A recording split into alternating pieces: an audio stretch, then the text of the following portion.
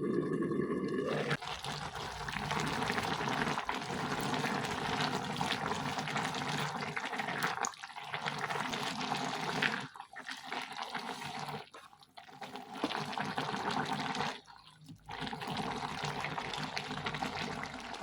အားလုံးပဲမင်္ဂလာပါရှင်ဒီနေ့မှာတော့အပြုံးက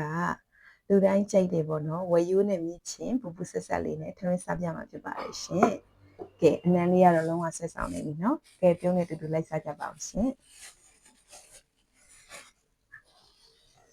အနံလေးကတော့လုံးဝကိုဆွဲဆောင်နေ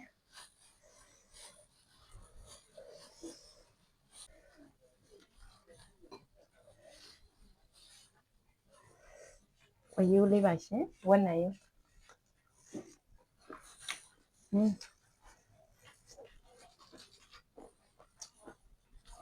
ိုးလူအေးလေးနဲ့ထုံးနေရ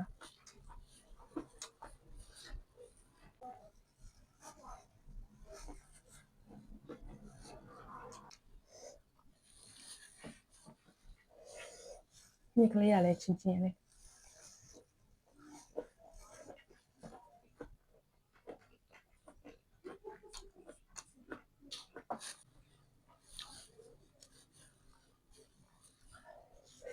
ရှင်ပဲပူပူဆက်ဆက်လေးနဲ့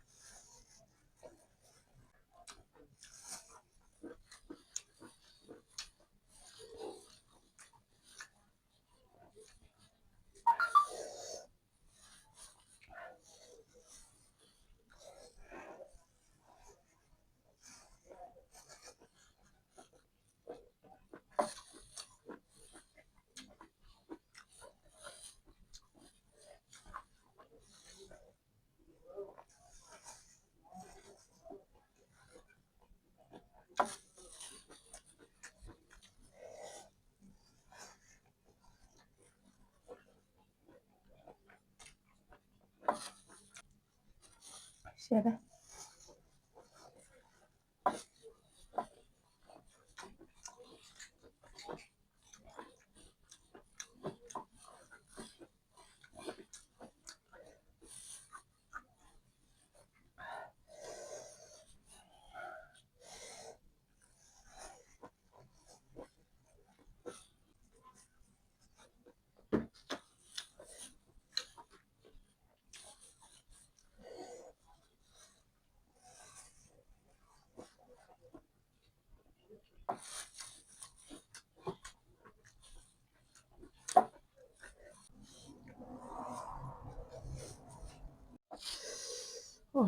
လုံးဝရှယ်ပဲ